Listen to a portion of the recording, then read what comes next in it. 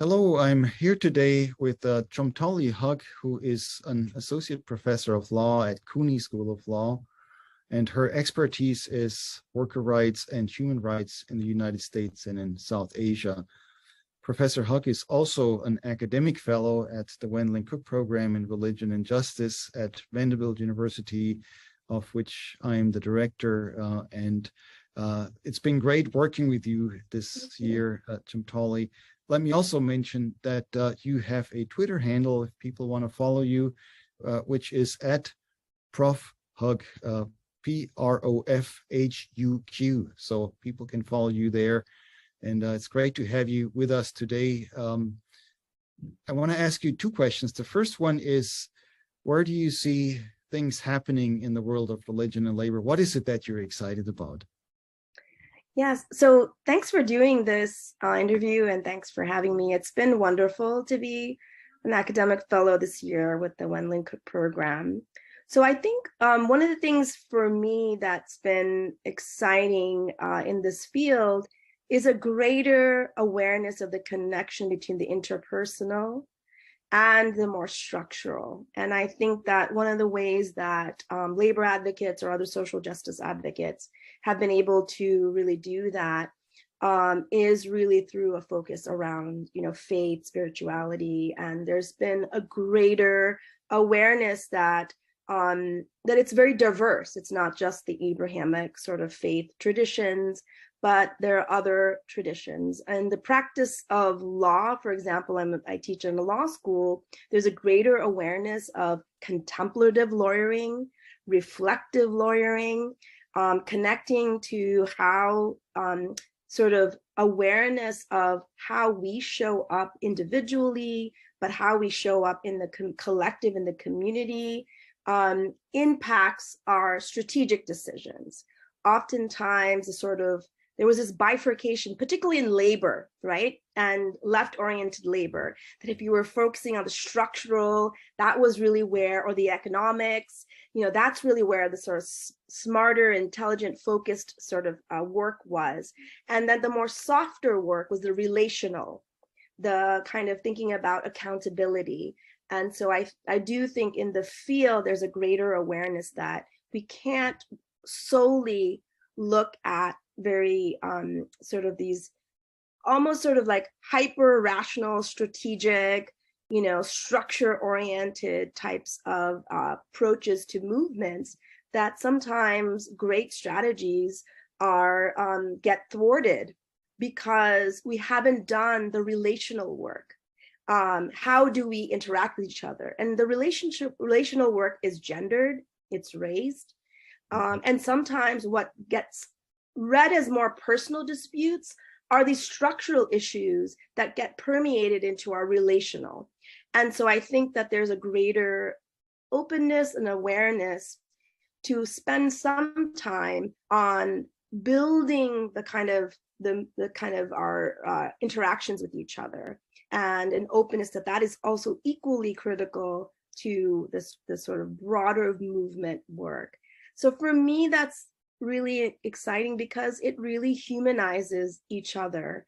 It allows us to see each other both in, ways in which we're coming short, but the ways in which we can actually show solidarity with each other, even though we might share different experiences and we might have, we might sort of be impacted by sort of racism and capitalism and patriarchy differently, but that we're able to actually see each other and work with each other across those differences. So for me, the kind of relational aspect of movement work and more of an attention to that is what's exciting, because I think it can open up spaces for us to interact with each other in a way that I haven't really seen before. Well, that is great. And I think this is one of the reasons why also our collaboration is so useful. On the one hand, you have this or personal relational way of operating. And then, of course, for us, working in the field of religion and theological studies, some of the structural realities have to be brought to bear. And so I think there's a real mutuality that's developing here. And we're only at the beginning, but I'm glad that you're part of it, and that this is the work that you're interested in. So that leads me to my second question. Where do you see more work that needs to be done? I mean, what's sort of the next steps here where you think we should engage? Yeah, so I will talk about sort of US, and then I think, just a little bit from the context of South Asia, because it's going to be different.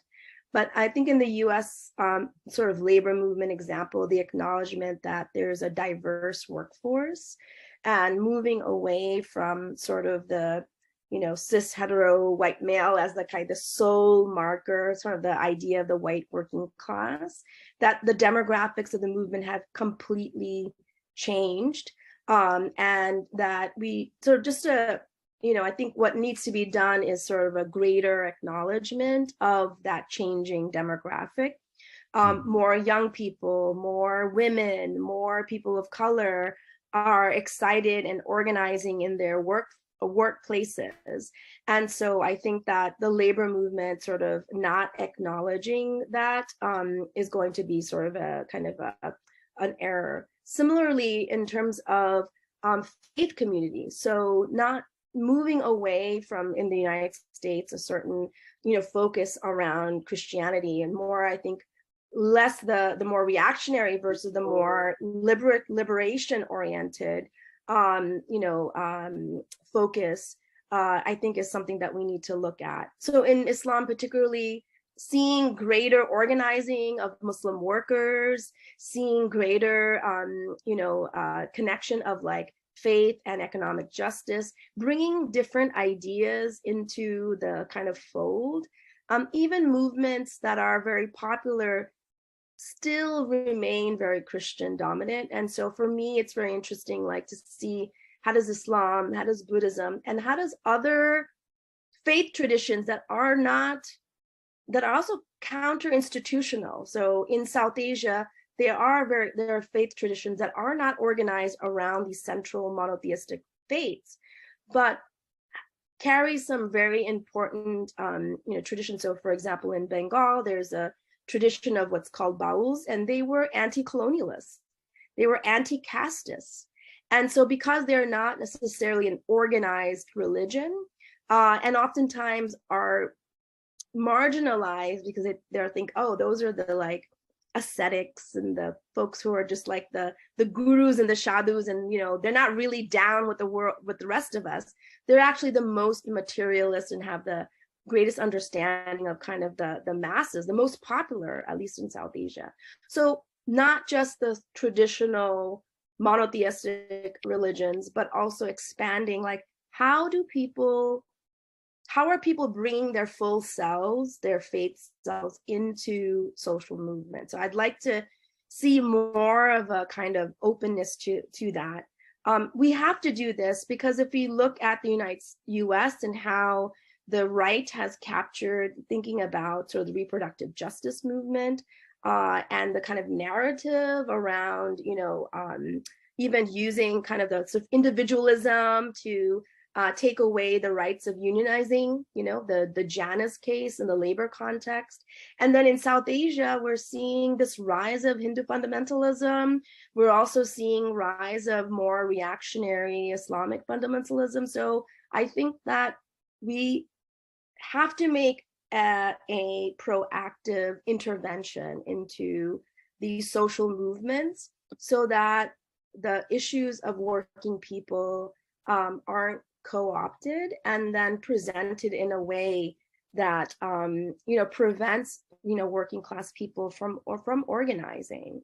And so I think in terms of the future, I would say two things, just to summarize. One is, I think that we need to increase and include more diverse faith voices and decenter sort of, at least in the United States, like Christianity as a dominant sort of hegemonic faith.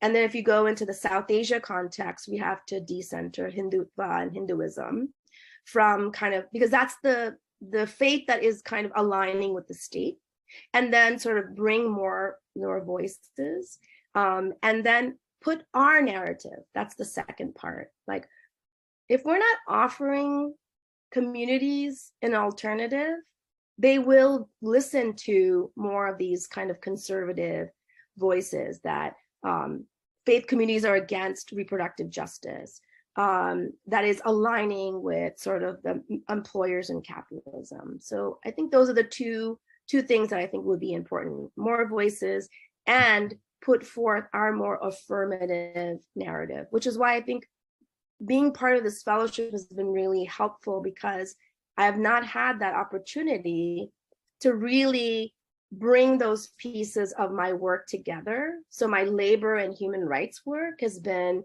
very separate, and my sort of faith-based work has been sort of separate. And having kind of the opportunity to bring those two sides of my thinking and self together has been, really helpful in terms of, what am I offering? Like, what does it mean to be a Muslim, social justice, spiritual oriented person? Like, what am I adding? And if I'm not able to answer that question for myself in very concrete material ways, not in some kind of abstract ways, in a way that's going to actually change the lives of like working people, we're going to really lose that sort of fight, I think. Thank you so much. These are all the reasons why we invited you to be one of our academic fellows, because you're bringing a lot of these perspectives, interreligious, international, transnational, and so on, to the program. And we're in full agreement that these things have to be developed more. Progressive religious streams, from all kinds of traditions and all kinds of regions have to be brought together.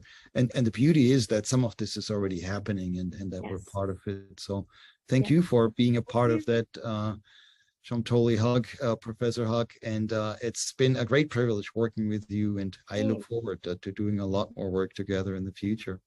Yeah, same here. Thank you. And happy Labor Day, right? Yes, happy Labor Day. Thank you.